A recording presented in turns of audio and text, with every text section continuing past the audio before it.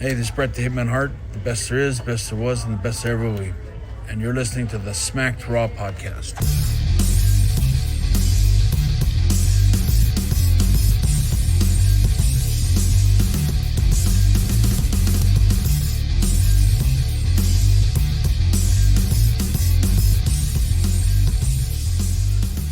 What is going on, listeners? You're listening to the Smacked Raw podcast. We got Rob and we got Kevin on the AEW recap for tonight's Dynamite. What is going on, Kevin? Chilling, man. How's it going on your end? It's going all right. Doing this hosting thing for the first time. I need Kyle. I already miss him. I ain't gonna lie. But it's all right. We got some content to cover tonight. I thought it was an all right show. It wasn't as good as last week, but I mean, I thought it was all right. Yeah, I would agree. I mean, last week was so good though. Like that's one of those rare shows, on a weekly basis. But like, it was just a tough act to follow. I feel like because like it was a solid show tonight for sure. Except for the ending, but we'll get there. Well, We'll get there. Yeah. Oh, I good mean, times. definitely had his problems. There were a couple things, but. Yeah, and honestly, tonight was the first time I noticed problems with AEW. And, like, right. It's not major. Like, we got issues with WWE. But, like, because I haven't noticed problems before, they kind of, like, they hit me kind of hard. I'm like, this is... Like, I wanted a match outcome to be different, and it wasn't what I wanted to be, which is okay, but how it happened. Exactly. What are you doing? So... I'm sure Kyle's going to want me to throw plugs out there. You can follow me on Twitter at 2 words, can't see me. And Kevin, where are you at? I'm at Kevin Crazy 316, and that's crazy with a K. And you can follow the podcast at Smacked Raw Pod. We tweet a lot. I love tweeting. Follow us on YouTube, Stitcher, Spotify, whatever else we've done. We're everywhere. I don't know. Kyle, download the show. Man. Yeah, do things. Interact with us. We love interactions. I love Lacey Evans, and I think that's a pretty solid intro. So speaking of intro, we had Hangman and Kenny Omega versus the Private Party. This match was all right. It wasn't bad. It was a good start. Yeah, I agree. I like the narrative that they have going on with Adam Page, kind of with the riffs that's going on with the the Elite or whatever. Like that's still like it showed up in the match, which I thought was pretty cool, with a couple of the missteps that they had, those dudes. I do got to throw a daughter plug in here. She doesn't really watch AEW with me. Like she knows a little tiny itsy bitsy bit, but she doesn't she'll watch WWE, but she doesn't really care about AEW. But she sat down with me for this intro. Once the match started, she was gone for the night. But she did plug that the Private Party was a ripoff of the Street Profits. Did and she I have say to say that? A 9-year-old caught that. So it's there. Oh, It's there. I don't want to say it, but it's there. I mean, I'm still down for the Street Profits, but man, they're a private, or the Private Party is a Street Profit ripoff. Like it's there, man. I mean, they're very similar. very. I mean, similar. I can't deny it. So yeah, and I mean, when a 9-year-old says it, it's pretty much confirmed. Yes, I mean they don't look at it like we do, so it's like, man, if that sticks out to them rather than the cool intro that you're watching, it's got to be there. But I do want to ask you, Kenny Omega had some circles on his chest and his back. Are those tattoos that I never noticed, or did he get beat up, or is that? I don't know. You have no idea. I have no idea either. I really don't know, but I noticed it too, and I don't know. Maybe it was just paint. I have no idea. I don't think it's been there. I think I would have noticed it, but I don't know. Maybe I wouldn't have. I don't know. If you're listening, comment down below or hit us up on Twitter. Let me know. I want to know what the circles are, and I'm not gonna Google it. I'm gonna wait for an answer from you, which means I'll probably never get an answer, but that's okay. Yeah. Now there was another point later in the match. Omega was hitting slaps on one of the the Private Party guy. And then there was a high-pitched voice in the crowd. It sounded like a freaking squeaky toy. Did you catch that? Yeah. Yeah, every time that he was hitting them, It would, yeah. What the hell was that all about? I laughed out loud. I forgot about that, man, until you said that. But yeah.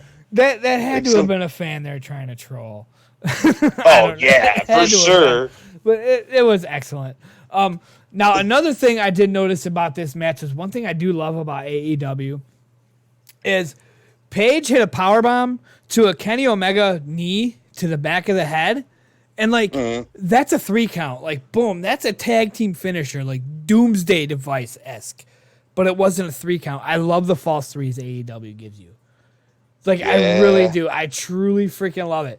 And then later on, I even put freaking profits in my notes. Look at that. That's bad.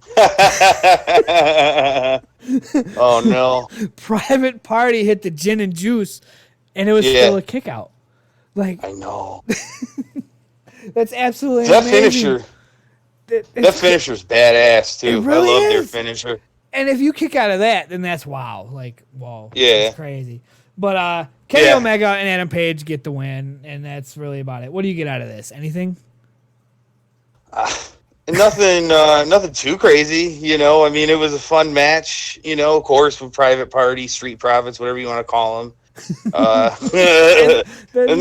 bad. I even put profits in my notes. I mean, it's there. AEW is there, man. And I mean, of course, you're always going to get a good match when like Kenny Omega's involved. But you know, yeah, I mean, it was a good, fun match. I thought it was a good way to open the show. You know, but I mean, stakes weren't high, really. You know. It didn't have too much meaning to it. Like, I don't pay much attention to that stuff, but when it's there, I notice it, and it didn't really have, I don't know, there wasn't that too much meaning. Right. But go ahead. Well, I think the biggest takeaway that I had was that there's still that friction between Kenny Omega and Adam Page. Yeah, you know? Eventually that's going to explode. It.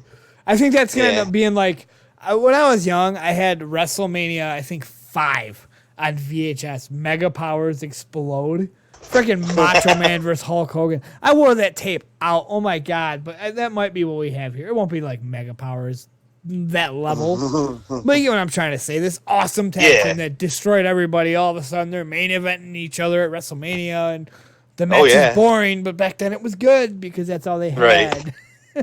I watched it so many times. Oh.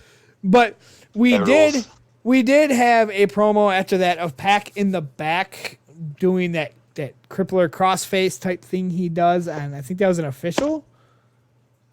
Yeah. Is that an official? I think so. I think you're right. I don't know who it was. So Omega runs in the back, and Pac's trying to get Omega to fight him in a one-on-one. Oh, no. It was Michael Nakanazawa. That's what he was doing. Okay, that's what it was. I thought that was kind of weird. I'm like, why are you getting so iffy over an official? But yeah, that makes sense if it's his boy. I don't see why they don't just fight, though. I mean, I understand the build-up, but that's a match. Like, right there, boom, I want to see you two fight right now. Like, you don't need to build me up. Let's go. So, I don't know if you noticed, after the picture-in-picture, Adam Page got handed a beer by a guy in the crowd. I hope he was a plant because he drank it.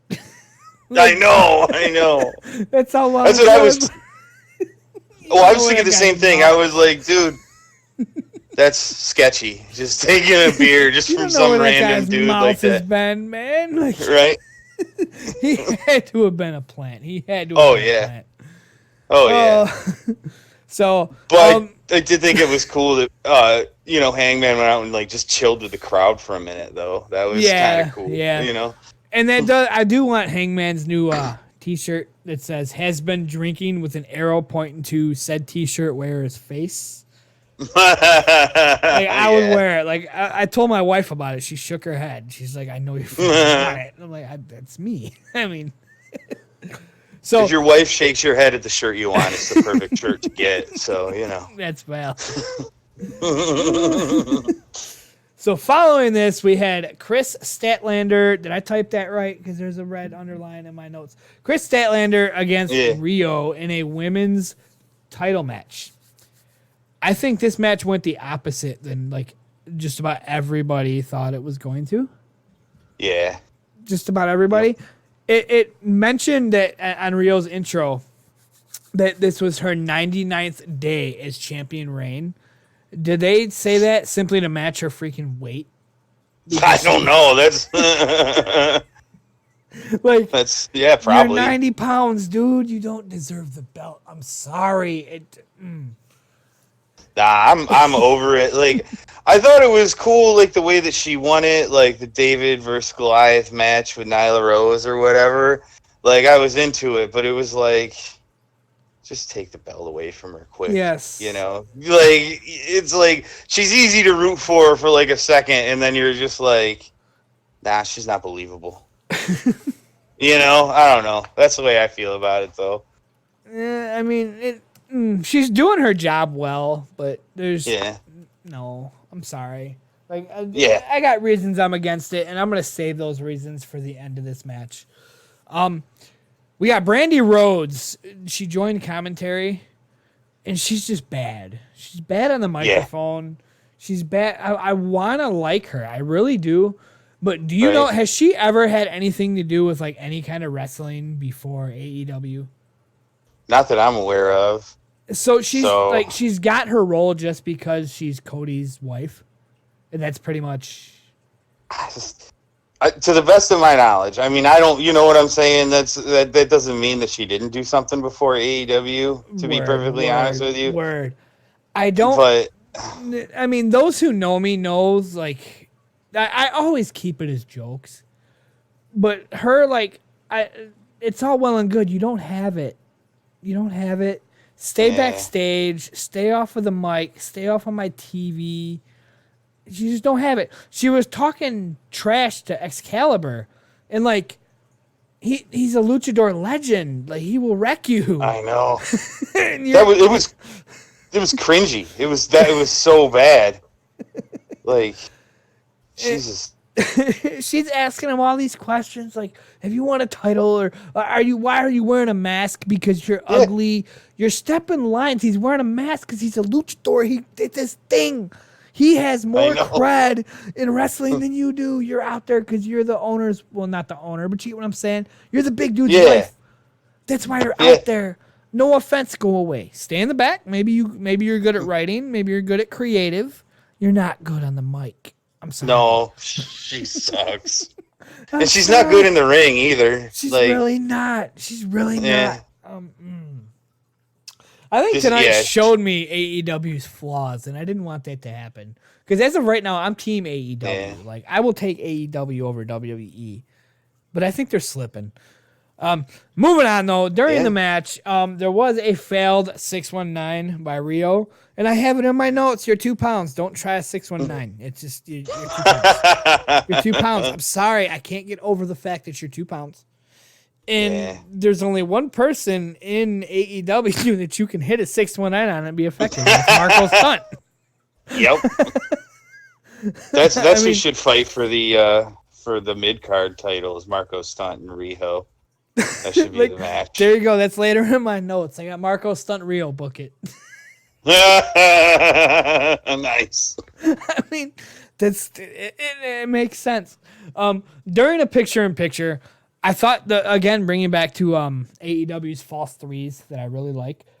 The 3 times in the picture-in-picture, I thought Statlander was gonna win this match. Yeah, yeah, me too. My jaw dropped. I'm like, oh, come on, you got to do it. You got to do it. I mean, she didn't do it. Obviously. Yeah. Well, I thought so maybe too because JR said something about like if the match is over, we'll come right back or something like that too. So like he kept botching it. Yes. He basically said if we go to commercial, not picture in picture, and there's a 3 count, maybe that had something to do with it. You know, why I thought it was gonna happen. But they did kept showing Takaro Shida and Britt Baker in the crowd during this match, and what I wondered was. AEW cares about rankings and all that happy stuff. How is it that Chris Statlander is getting a title shot, but Shida is not, and she was number 1 in the rankings? They mentioned she got pinned by Rio last week, which dropped her to number 5. So she is now. She is now number 5. But it's still a little bit of a slip up because they announced this match last week. when Sheeta was still number one. But Chris Statlander right. gets a title shot, which I'm not trying to complain, but play your role. Like, I like you because you care about things like that. Play your role. You announced this whole number 5 thing a little too late. It's not that big a deal, but I mean, yeah, that's true. I forgot about that because that's when they announced like that fatal 4-way match and all that shit when Statlander couldn't do the match on New Year's Day or whatever. Yes. Now, I don't care about any of this stuff. Like, those who know me, you throw me whatever and I'm down. But if you're going to tell me to care about something like this, you roll with it. I mean, anyway, Awesome Kong and I don't even know who's the new girl with the blonde, with the shaved head. You don't know her name either? I can't remember her name. I don't remember. It drives me nuts. They come out to the ring. And commentary's like, oh my God, why are they coming out? And Brandy's on commentary like, oh, they're not doing nothing. Don't worry about them. I mean, what do you mean don't worry about them? You know this is going to modify the match. So Brandy ends up leaving commentary table, and up comes Luther from under the ring. Who is this Luther guy? Have we seen him before? I have no idea who he is. Or is this just another guy that they added to Nightmare Collective out of nowhere? Yep. Just with he no came story. through the ring. Because Nightmare Collective is garbage, and nobody likes them. I don't.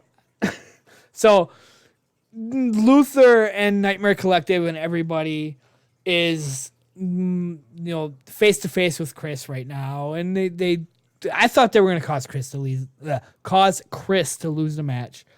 Rio ends up doing a top rope cross body block onto Luther outside of the ring. So I don't know what was going on here. It all turns into Awesome Kong trips up Chris, and Rio rolls up Chris Statlander. And Rio wins the match. Rio is 90 pounds. 90 pounds. Yep. She's weighed in at 90 pounds. And you have her 2 weeks in a row roll up somebody bigger than her. I'm sorry, I can't even kayfabe that. I can't even kayfabe it.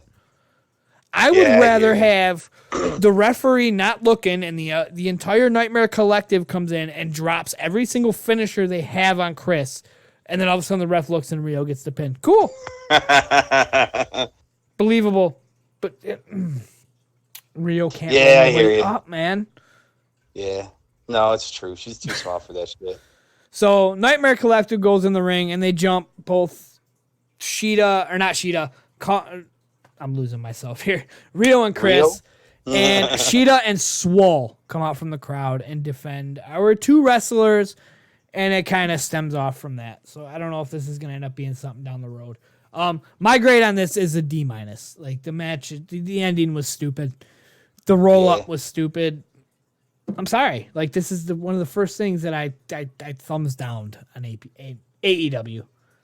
I agree, and it's really too bad, dude, because the rest of the match was pretty fucking good. You know? Yes. Like, I mean, there was no reason to bring the Nightmare Collective into it at all, really. I didn't think. Like, that seemed kind of stupid to me from the jump, no matter how you feel about the Nightmare Collective. And then, like you said, the ending of the match, the roll-up, stop it. Just stop it.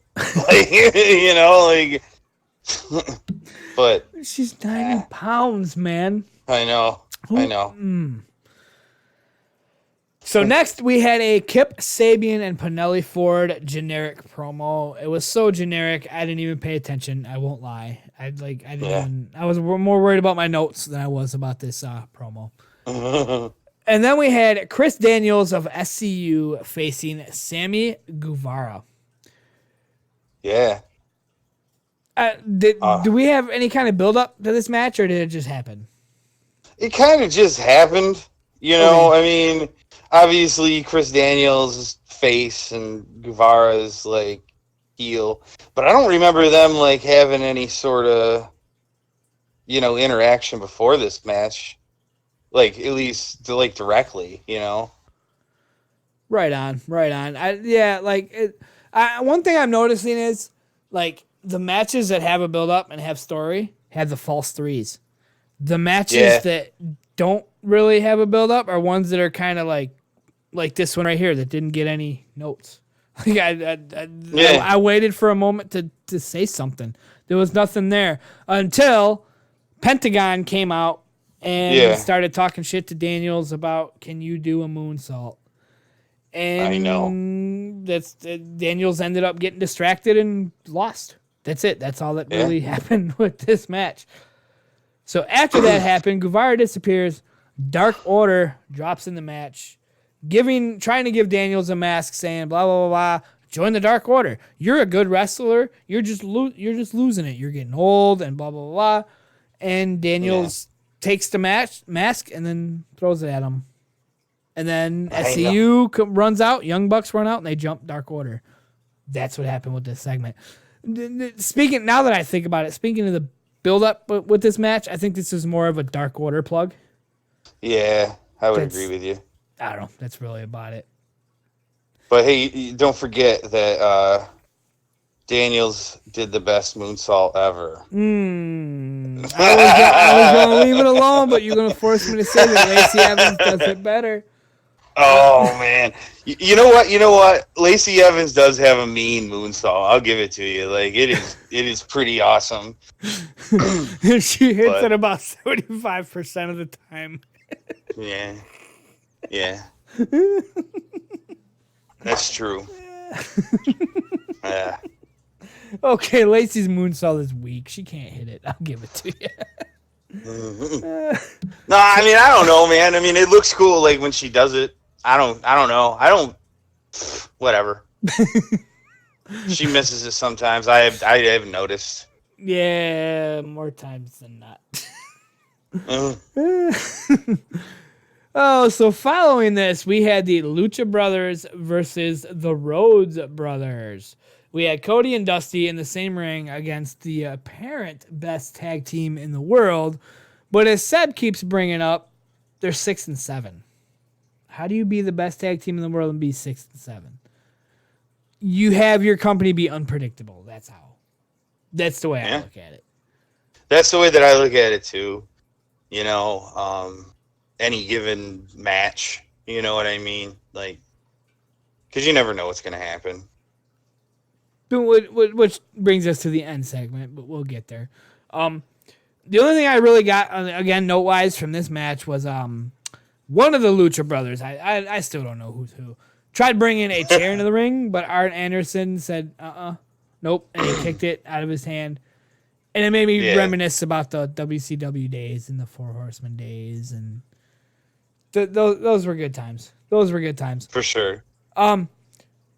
Dustin hits a Canadian Destroyer from the top rope, and Cody hits an RKO, a.k.a. an AEW, a Diamond Cutter, jumping from the top rope, and they end up with the pin, and that's the outcome of this match.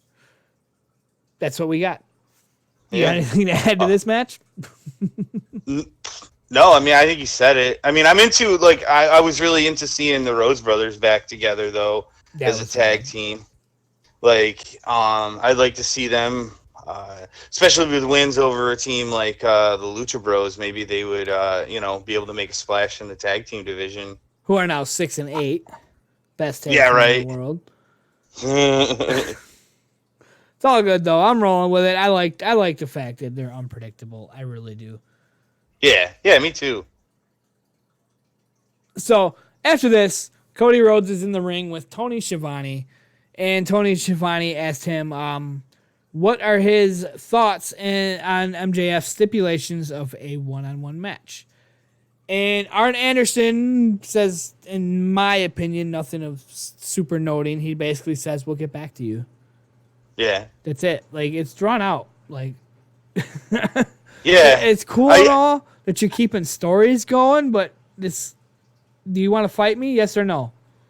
That's it. Right. Yeah, I don't understand why they would make it, why they would wait. Especially because they're building this match for the next pay-per-view or whatever, which is like the end of February. Like, why are they holding anything back? Especially like with some of the stipulations that MJF gave, it's like you could do that over this amount of time. I don't think they're going to do all this shit, but I'm just saying if they did, like, I think you'd want to start getting that ball rolling, Yeah. I'm all about a build, but, like, to a point. Yeah. So Cody leaves the ring, and MJF comes out, and we go to another JR picture-in-picture. MJF is taking his time strolling to the ring, and during said picture-in-picture, MJF flips off the Memphis legends that are in town. I didn't know who any of them were. Shame on me. But a whole bunch of superstars from the Memphis area that apparently made Hall of Fame. They got flipped off by MJF. MJF takes the mic, and he basically says Cody is a coward. But didn't Cody issue the challenge in the first place? Yeah, he totally did. So how is Cody a coward? Cody came out and was like, MJF, I want to wrestle you. Yeah. But he's a coward. You're the one talking about you're not allowed to touch me until then. Who's the coward? I mean, like, I liked MJF, but not no more. You take it too far. Like, that moment right there, you're the one that got challenged. Cody's gonna beat you. And that's all there is to it. in my opinion. Yeah. In my opinion. Nah, so, I'm still all about the MJF. I hear you. But, like, I feel like that's why he's great. He's doing his job. Like, he makes it easy to hate him, Yeah. And match between him and Cody's, like, how can they not have it? Like, they're, their feud's never been hotter, and it's only going to get hotter, I don't know. I'm down. I'm down for it. Like, it's been a really good build too, like, for a long, long time, it's been a really slow burn, and it's just been good. So it's going to be, I hope, a good payoff, It should be. The builds, I'm just a guy that, like, I'm down for whatever, but I don't pay attention to the long run, and maybe this is a long run that I am paying attention to, and I'm used to, like, just having them end prematurely. I don't know. So DDP's music hits, and he comes out in his sick DDPY t-shirt that I kind of want to buy one just from seeing him wear it. Right. He comes out, he's talking to MJF, and one of the best things I've ever heard in my life was him basically saying, if you were to tell him that he would be standing in the middle of the ring on TNT again, you would be smoking crack. I know. Oh, huge plug to Nitro. Huge plug to the golden days of the Monday Night Wars. I wouldn't have thought it either, but here he is standing, and he is on the, I don't know if you could call it the B side of WWE, and it's amazing. He calls MJF Motor Mouth Jack Off Freedom. God, I know. That was so good. Oh, I absolutely loved it. So DDP's running his mouth, and MJF basically says, I'm not trying to fight you, but these guys might be trying to fight you. And out comes Butcher Blade and Bunny. I don't like Butcher Blade and Bunny. I don't get it. I don't get them. I don't get their purpose. I don't get it. Yeah, I hear you. I like them because Butcher and Blade are local dudes from Buffalo. So, there's that. But, like, yeah, I don't know what they're all about. And this felt really random to me anyway. Yes. Like, why the hell is MJF calling out the Butcher, Blade, and Bunny? Yeah, have they done anything together before? I don't think so. Like, I don't think so either. And they don't seem like fucking MJF's, vibe at all, Like, I don't know. It's like he threw a dart before the show and was like, I'm going to call these guys out. It was weird. It felt weird to me. So Tempers ended up flying, and DDP got off a couple diamond cutters on, I don't know who he hit him on. I have no idea. There was so many people in the ring that were unnecessary. Yeah, it was crazy. Diamond cutters were hit, and the ring emptied, and that's what we got out of this. So basically, DDP standing up for Dusty, and we're going to get an answer maybe next week. I don't know. I hope so. I don't know. We'll see. Following this, we had the Best Friends and Orange Cassidy fighting the Jurassic Park fanboys. I don't like Marco Stunt. I don't like Marco Stunt.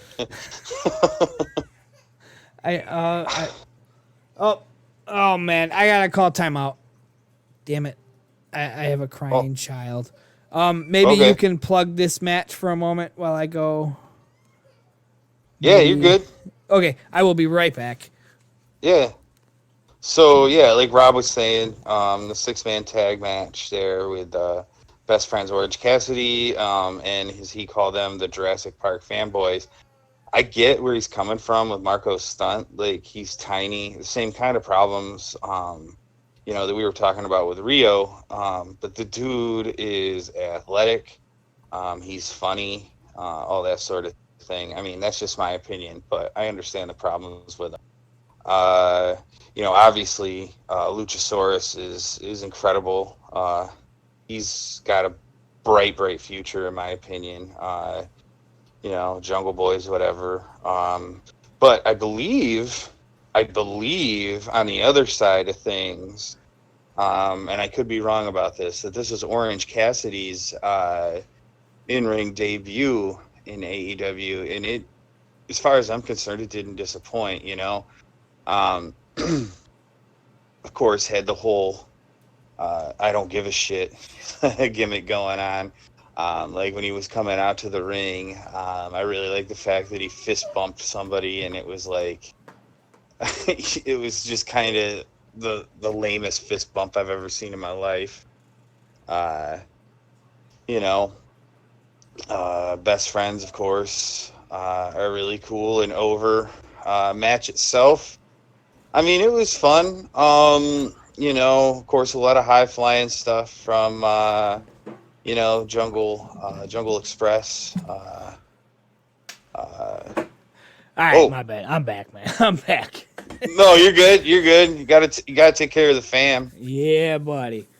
Yeah, no big. Okay, so did you make it to the end? Because I can plug again how much I don't like Marco Stunt. I can't. No. No, I didn't really quite get to the end. Because it was, I don't even remember who won, to be honest with you. Like, Jurassic Express wins. Okay, that's right. Marco Stunt landed a Canadian Destroyer. Marco Stunt is 60 pounds. He's smaller than freaking Rio. Canadian Destroyer? You got 60-pound dudes hitting Canadian Destroyers and 90-pound women rolling people up twice her size. Come on, AEW. Come on. I'm sorry. I can't kayfabe that stuff, man.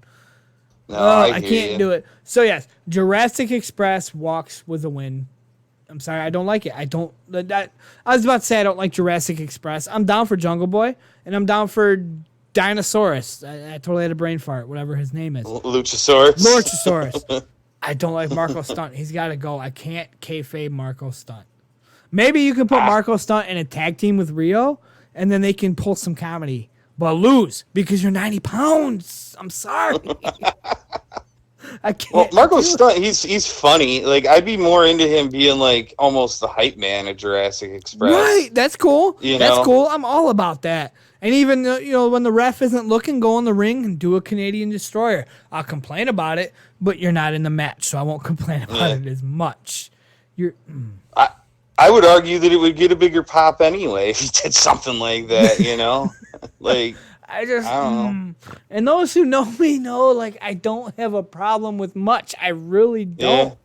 But Marco Stunt, my freaking 9-year-old is bigger than you, dude, and you're out here Canadian destroying people. It just doesn't happen that way. I can't kayfabe it. Oh. Yeah. So, Jurassic Express winning boo-boo aside, we move on to the main event.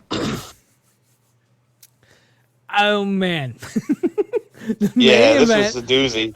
Of Jon Moxley giving his answer to Chris Jericho, whether he was going to join the Inner Circle or not. I think everybody, literally everybody said he's going to say no. It's the most predictable thing on the planet. Yeah. The bubbly is ready. There's car keys in Jericho's pocket. And Moxley comes out and says, yes. I choked on a drink. I choked on my drink. I'm like, oh, no Dude. way. This dude's going to roll. Let's do it. So he's spraying champagne. Okay, go ahead. Well, I was like disappointed at first, man, because I was like, no way. Okay. And And then you got to look at it from the other side. I really was. I was like, oh shit, no. And then it was like, I slowly like tried to talk myself into it. I was like over the course of the rest of the promo. You know what I'm saying? I was like, nah, it's not so bad. Jericho and him are going to cut some really fucking awesome promos. It'll be cool. Oh, that's great. I honestly didn't even look at it from the other side. I look at it from my side. I'm the heel. The inner circle's the best thing in wrestling. You just got the awesome. other best thing in wrestling right now. Let's go. Yeah. But nope. Everybody's celebrating. Champagne's getting sprayed. The heavens are falling. And then Moxley, after receiving the keys to a $750,000 Ford car, Jesus. he says, oh, I forgot to say something. I meant no. I know. Like, then I was like, oh, thank God. Because, like, the whole time I was talking myself into, like, John Moxley in the inner circle. I was like, it's not so bad. It'll be cool. And then, like, he's just like, oh, no. And then smashes him with the champagne. I was like, that's right, John Moxley. I had literally just finished a tweet that said Moxley joined the inner circle. Let's go. And then like I literally hit send if the freaking champagne bottle hit. And then I just said, so I didn't look stupid, I commented on it and said, oh, what the fuck. That's awesome. But he went out, man. He got the car. He's not a member of the inner circle. He's living his style. John Moxley is. He made it to the crowd where he's meant to be. Like, Yep. I'm glad. I mean, I'm not glad he didn't join, but I am glad he didn't join. Like, I'm all about the heels. Those who know me know I'm all about the heels, about the inner circles, and not the Nightmare Collectives. Those are fake heels. Brandy, go away. You're worse than Baron Corbin when everybody wanted him to go away. It's cool. I mean, Moxley doesn't fit. I was hoping they would make it fit, but he doesn't fit. Like, he's going to end up with the title. He has to end up with the title. I was all about Chris Jericho being that guy at first, but we're beyond that point now. Like, it's time to move on. Give Moxley the belt. There you go. Yeah. And that's our show. That's what we had. Well, plus they've been building the Moxley Jericho, rivalry. So I was like, joining, they're going to kill that. He's the number one contender for the belt. They've been selling the shit out of that too. It was like finger poke of doom. You could have had it. Oh my God, AEW missed out. I didn't realize Moxley was number one contender. You missed out on finger point of doom 2.0. Jeez. Oh, bring back Nitro days in style. Oh, so that was our show. That's what we had. I give it an A, but that's just me. Some people said that it wasn't as good, but I don't know. I liked it. I was happy. What about you? I'd say solid B. I'd say last week was probably more of an A show, but like this week was good. It was solid. There were just a couple of issues. We talked about it. Valid. I still want to plug the fact that Chris Jericho last week missed out on the opportunity. You had a show on New Year's Day, and you didn't mention that at 12 o'clock a.m. that day you had a little bit of the bubbly. You didn't plug it. You didn't. It's a golden opportunity, and you missed out. Yeah. Come on. It is what it is. Come on, Jericho. So thank you guys for listening. We do appreciate it. We blew through this show kind of fast, a lot faster than Kyle ever does. Ooh. Holy shit, we did get through this fast. We did. Sorry, Kyle. If the show's too short for you, man. We tried. Check us out on Twitter. Hit us up. We do like to talk to other wrestling fans. Absolutely. I do want to plug we're not that guy. You're allowed opinions. You're allowed opinions. I think Lacey Evans is better than your favorite wrestler, but I will also allow you to tell me the same thing. That's how it works. Just saying. Just saying. Thank you guys for Lacey listening. Evans sucks. No, I'm just kidding. Oh, no, now you're blocked. Sorry. You don't fall in that category. At 2 words, can't see me. At Kevin Crazy. What is it? 316. Yeah, 316. I knew that. Wrestling fan _32. At the Kai Tai Show. At SES Vince. At wrestling fan _32. I can't believe I remember all of those. Oh my God. Thank you guys for listening. We will catch you next week. Oh, Jay Thunder. Man, Jay ain't around enough, man. I'm sorry, Jay. Jay Thunder, what is it? Jay Thunder? 2009. 2009. Hit him up. Meanest spear in the game. Roman Reigns, you got nothing, bro. Thanks for listening. Peace out, y'all.